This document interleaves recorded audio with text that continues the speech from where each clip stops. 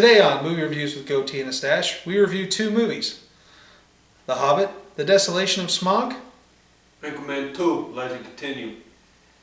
Enjoy. Yeah, this is what he said.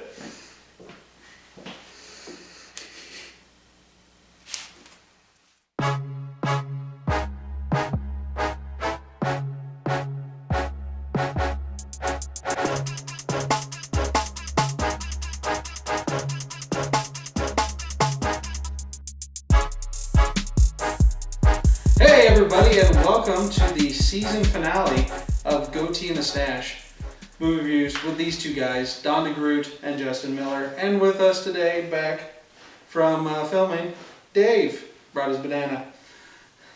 My most loyal minion and good friend, star of Despicable Me 2, now available on Blu-ray DVD combo pack. Anyways, welcome to part one of our finale. Part one here, we'll be talking about two movies. You get double the money today. First one is The Hobbit, Desolation of Smaug. Smaug. Starring a lot of characters and the long-awaited appearance of Smaug himself, voiced by our favorite villain, Benedict Cumberbatch. And also the coolest name of the year. He's also the necromancer in it. The necromancer. Yeah, well, they tend to do that they do that on Lord of the Rings. They use one guy for multiple voices. For instance, John Rhys Davies does the voice of both, or he's both Gimli, but the voice of Beard Tree, or Treebeard. Treebeard. Which really isn't that far off from his normal voice. No. They just kind of put it in a cone like, R.I.P. Treebeard. And our second movie that we'll be covering today is the recently released Anchorman 2. The Legend Continues, with Will Ferrell reprising his role as Ron Burgundy, and good lord was the hype for that movie high. Yeah. It was everywhere. It was on Bob and Tom. It was on Sports Center. It was on late night television with Conan and everybody. He had a book come out, Drop Me Off at the Top, and the giant cutout of him as Ron Burgundy holding up his book. I mean, it was almost as bad as the Duck Dynasty crap. I mean, if you went to Walmart, you couldn't take 5 steps without seeing something with Duck Dynasty on it. And that's kind of the way I felt about Anchorman 2. Why is the most popular show in this country about millionaires who create whistles to get ducks horny? I don't know. But I think people need... Let's get a few to Duck Dynasty going. That'll take us to the top. Yeah. Well, no, I think people need to get their selves right. I hate the double standard of society. A man expresses his opinion based on his own faith. And everyone's like, oh, cancel the show, cancel the show. But somebody... Can we just cancel it because it's awful? I don't. It's very. It feels like it's very staged. But you know that's fine. You know that take him off the air because he doesn't agree with homosexuality. But we'll take a guy who is a crack addict and everything else, and give him another TV show on FX called Anger Management. Okay. You know, and everybody celebrates it. You know, I'll allow it, counselor, but this better be going somewhere. Yeah, I'm just saying that entertainment is entertainment, and what someone's opinion is outside of that entertainment is their own. And okay, so it got expressed, move on, all right? Not everybody agrees with the same things, you know. I like the color red, you may like the color blue. Doesn't mean we should fight about it. Nobody agrees with you and your feelings on the Jews. Oh, shit. Anyways, let's get to it. Let's get off of... No, the Jews are good. We don't hate the Jews. Let's get... Jews are good. I like Jews. Especially Apple. Yeah. Oh, God. To the movies. All right. So first movie. Mel Gibson tribute show. Yes. First movie. Mad Max. Yes, Mad Max. the new one where he drives around screaming at Jewish people. 2015. He's in Florida, where the old people go. Anyways, by the way, when you drink that, make sure you turn it so that people don't see Red Bull. We're not sponsored by Red Bull. But we could be. We could be. We're cheap. It gives you wings. We will wear shirts and everything and hats and I may even put a giant Red Bull statue behind us. So if you Bears, Despicable Me, or WWE would like to sponsor us, go for them. Oh, see, now I was confused. When that said The Shield, yeah. I thought it meant the TV show. No, the dudes in the black deck. Okay. Folk. Alright, so anyways, let's get back on topic. Smaug. Pretty good. I liked it. Compared to the first one? Compared to the first one, I think this one had the action was better. No setup, because the first one was all set up, and this one was just Yeah, all action. Yeah, this one's just get to it. You know, right from the get-go, Bjorn and everything. Although you get that little backstory of Gandalf at the beginning with Thor and meeting. The prequel to the prequel. Yeah. But, you know, we're going to stay away from spoilers as much as we can from now on, just so that if you haven't seen it, we won't ruin it for you. But if you haven't seen it, where have you been? I mean, this is going to be a cinema classic. Although I will say this much, it definitely feels different than the original 3 that Peter Jackson made. Like the first 3, it was ominous, and you got. This one's a lot lighter trilogy. Yeah, it's a lot lighter. It's almost cartoony. The book was originally written as a children's book. Yeah, they turned it into a kid's cartoon, for God's sake. Yeah.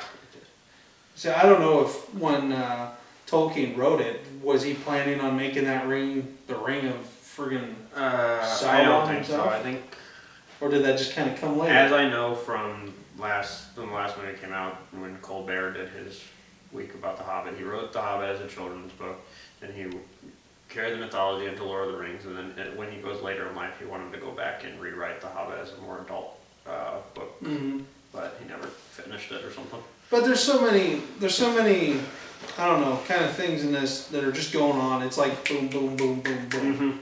And surprisingly, the ending, which we won't spoil here, kind of left you going, huh?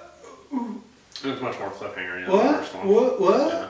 You know, come on, do the thing. You know, because you kind of, if you've read the books, you kind of got the storyline in your head. And but the original trilogy was like that too. The first one kind of ended and wrapped it up for a while, and then the second movie was kind of cliffhanger. Yeah, well, the first one had a finale. Yeah.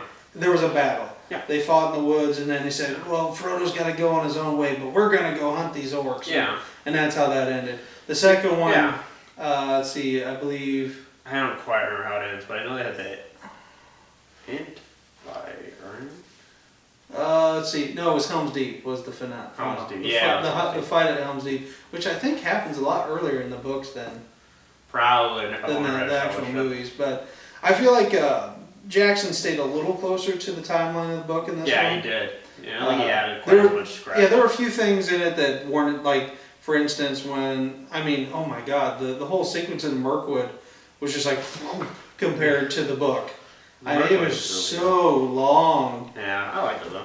Because it did, and that's what I think Tolkien did well there. He made you feel like you were getting lost too. Because you just get lost in the story because there's like the thing with the bridge. When they were with the elves and they're inside the tree world or whatever. They have a castle or his something. castle or whatnot.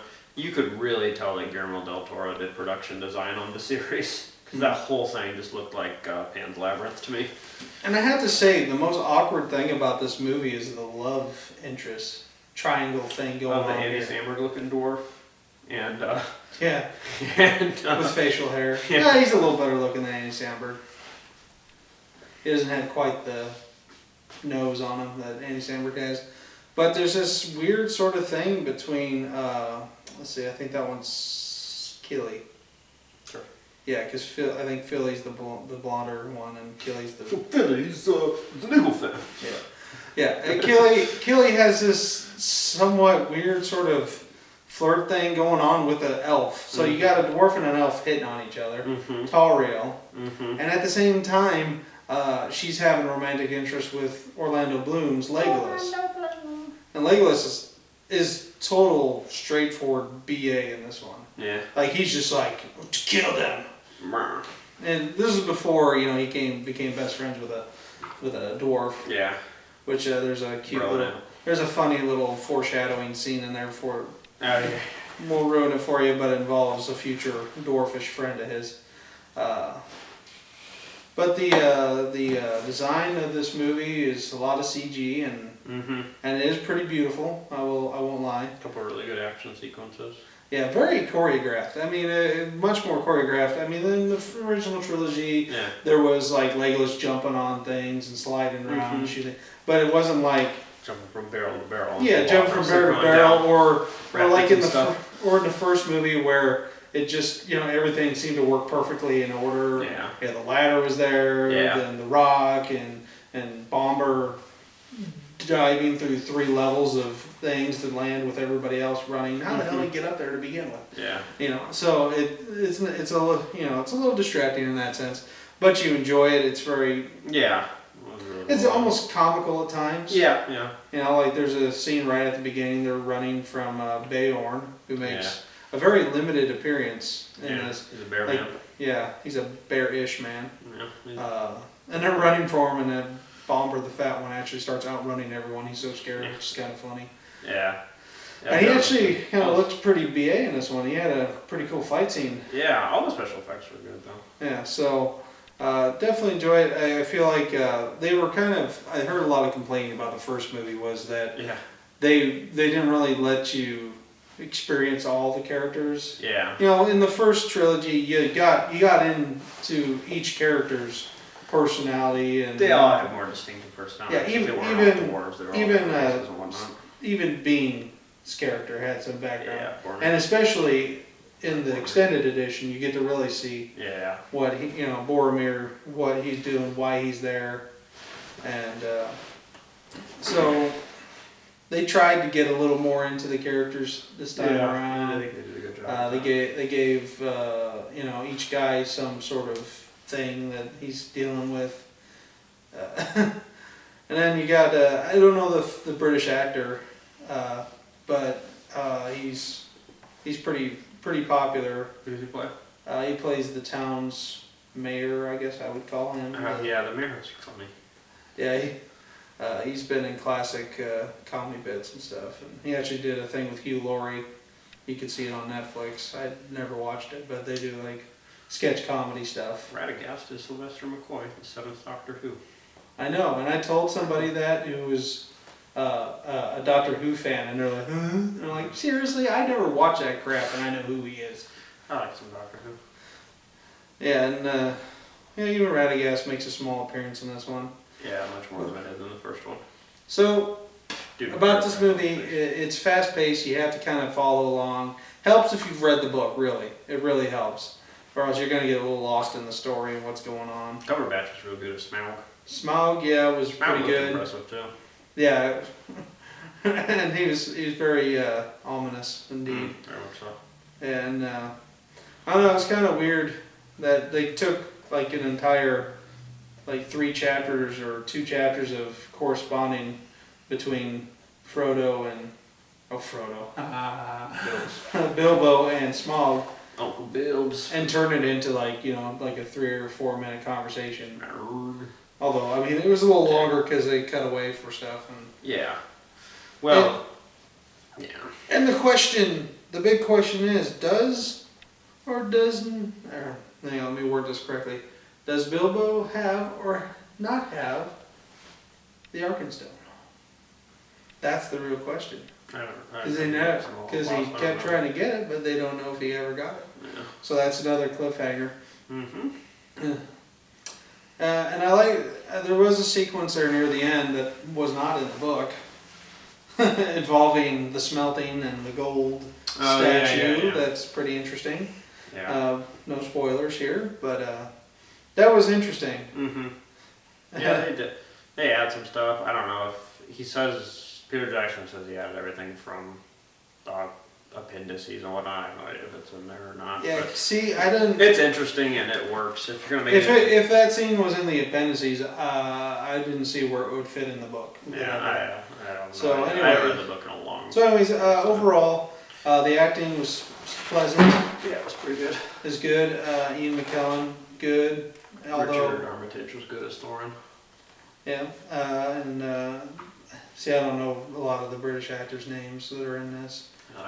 But the guys, they did a really good job. Martin Freeman was good as Bilbo. Martin, yeah, that's his name, Martin Freeman. Eventually, I'm gonna start watching Sherlock because it's good. You'll like it. Yeah, because there's they're getting ready to start season 2 or something, or 3 or whatever. Yeah. Each one's an hour and a half movie. Each episode is pretty cool. Wow, it's long. Well, there's 3 episodes a season.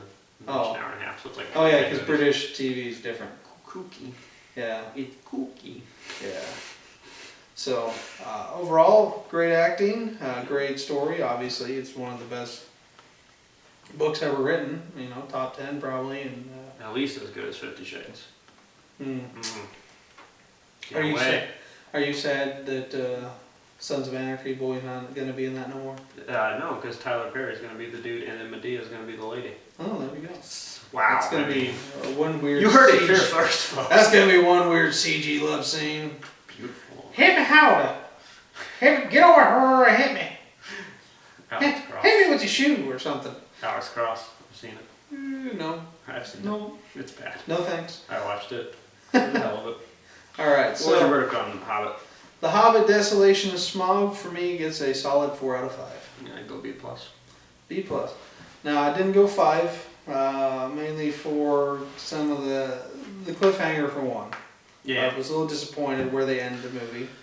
Yeah, and 2, kind of the cartooniness nature of it. It's not as serious as the first 3. It feels like they're different movies, although they're in the same general, you know.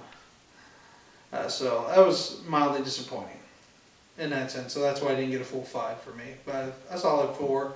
I'll probably buy it on DVD, and then it'll come out on extended edition, and I'll buy that too. And I'll get the 3D combo pack, and then the extended 3D combo pack. I'll borrow it from my in-laws if I want to watch it again. I knew I shouldn't have bought that 3D I Blu-ray know. combo pack. I knew they were going to do an extended, and even then, it wasn't really that much more. We know they will. They had like 6 scenes and a singing scene for the Goblin King. That's sad. Woo! More singing! Anywho, alright, let's move on Rap to battle. our second movie of this review. Anchorman. Anchorman 2, The Legend Continues. Ron Burgundy brings the team back together to reunite in the new global news network. Yep. The 24-hour, which is, I guess, their version of CNN or Yeah, something. I was starting off CNN. Yeah, so, Be like, it was like a CNN, Fox, whatever. Pick whatever crappy 24-hour news network you want to think about. That's it. 'Cause they're yeah, all Fox News, stuff like that. Why would you watch a CNN. 24-hour news network? Any of them. I know, right? If you're super liberal, MSNBC, still crap. If you're super conservative, Fox News is still crap. And if you're in the middle, CNN is also crap. They're all terrible. So, there's no Santa Claus, go home.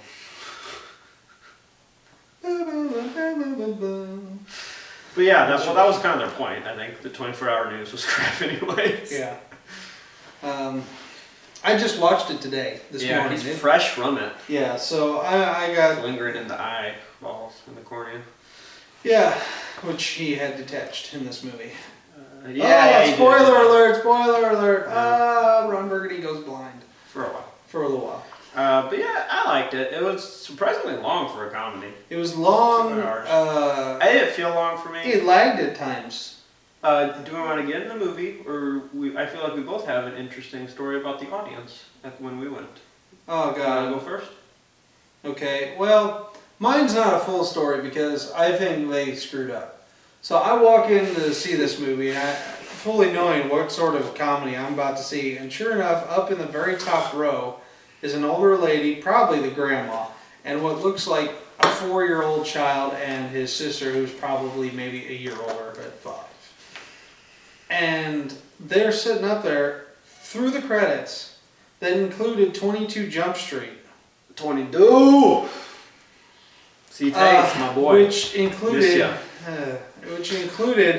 He's gonna be dead by the time a joke at the end of the trailer where an inmate comes out. Oh God! He says sorry about what That's happened. surprisingly vulgar for a trailer for a PG-13. Yeah, movie. you shot my dick off, but it's okay. They gave me a vagina, and I'm so and so's bitch now. It's the guy that does the Fox pregame shows predictions now. If you have ever turned it on Fox at 11 o'clock on a Sunday and realized what the hell you're doing with your life, is I have a cool And so all of that was said for these children to hear. Yeah, well, I saw Kick-Ass 2 with a grandma and her 10-year-old who really laughed at the grandma rape jokes, and her 10-year-old was real uncomfortable. And if you hadn't heard that conversation, look through. Yeah, archives. The It's the archive. Elysium one. Well, actually, that was a side conversation that I posted. Oh, okay. I believe your dog makes an appearance. Yeah, it'll be under Mr. Gat. It'll be MRGATS. I forget what I called it. Bad Grandma, Bonus I think clip. we called it. I think bonus clip Bad Grandma. Cameo by a dog. Yeah. Awesome dog. But yeah, then when I went to see it, these people came in late, reeking of marijuana, talked to each other, and about 40 minutes in, she just started like digging in her butt, and then she turned to him and she's like, "We gotta go now," and then they left. So connect the dots, fill in the blank, make sure yourself. Maybe. Also, 20 minutes in, they got up to get a full refill on the biggest size of popcorn you could get. Dang. The big folk. Yeah, I could have gone. Well, she was big. He wasn't so big. Yeah, if I hadn't gone to Karasotis, I would have got some popcorn. I get popcorn about 2-3 times a year, and every time I do, it's so good because I don't get it all out. Yeah, it's good, and you always feel dirty though. It's not that. Because you eat it, it's like. Oh. And then my stomach always gets this sort of euphoric feeling in it. And then my wallet has this euphoric, oh my god, I can't believe I paid that much for popcorn feeling in it. Yeah. But Anchorman. Anchorman. I like the cast. They all have good. Yeah, great cast. Love the cameos. Yeah. At the end of the movie, there's a lot of cameos. Ton of cameos, including the likes of Jim Carrey. Marion Cotillard. She's the French. Okay, French Canadian. Okay, I didn't know her name. Well, as soon as you said it, I figured out who it was. You got Vince Vaughn makes a return from the grave. Yep. R.I.P. Vince. Cohen. Sacha Baron Cohen. Sacha Baron Cohen. Ali G. Ali G. Booyakish. Check yourself before you wreck yourself. Yeah. It's bad that we both know that character. He was on HBO for a while. She's great. Let's see, who else made a cameo? Tina Fey, even the great Harrison Ford. Yeah, he makes a cameo at the beginning and end of the movie. John C. Reilly. Oh yeah, who I love. As Stonewall Jackson. Stonewall Jackson. Yep. Bear with. So the whole movie was Kanye West. Kanye West. He came West. in and was kind of confusing at first. I was like, is that? Let me reiterate. I love his music. As a person, I love how much of a train wreck he is. Oh yeah. Apparently, there's a music video out there you can watch of him and fat ass. Oh yeah, there's Sex on a Motorcycle video or something. Seth Rogen and James Franco did a shot-for-shot remake of it. It's pretty amazing. Somebody else does like a parody of Wrecking Ball. Hulk Hogan did one where for his he has the website hosting thing, and it's not a song. It's just that scene where she's like, I guess, on a wrecking ball naked. Yeah. He swings on a wrecking ball in a thong. I gotta see that. It's horrific. He's also supposedly going to be at the Royal Rumble. So anyway, the storyline in this one, you just see Ron Burgundy gets fired. Mm-hmm. He's down and out, and then they're starting a new global network. Yep. And he gets the team back together to be on it, and basically changes news broadcasting into the crap it is today. Yeah, into the smut garbage it is today. So he's responsible, and there are a lot of funny bits in this. Although I was a little disappointed that I saw a couple jokes that were stolen from Austin Powers movies, of all things. I forget the first one, but the second one, I think I've now blanked on that one too. Well, I told you, what was it? What did I say? Voice thing? Yeah, the voice change thing. Yeah, it's like, I can't control the voice when I get nervous. And I'm like, ugh, I stole that from Austin Powers. And there's another joke in there that was very Austin Powers, and I was a little disappointed. And it involved the black girl, I think. I don't know. I haven't seen Austin Powers. So it was from Goldmember. I just can't remember the joke. But some of the jokes were a little. They fell short a few times. Some did, but there's so many in them. If one bit's bad, then before too long there'll be one that you like again. And it felt awkward at times, though, to be completely honest. I probably didn't. Some of the jokes were just kind of. I didn't go 5 minutes without laughing, so that's good.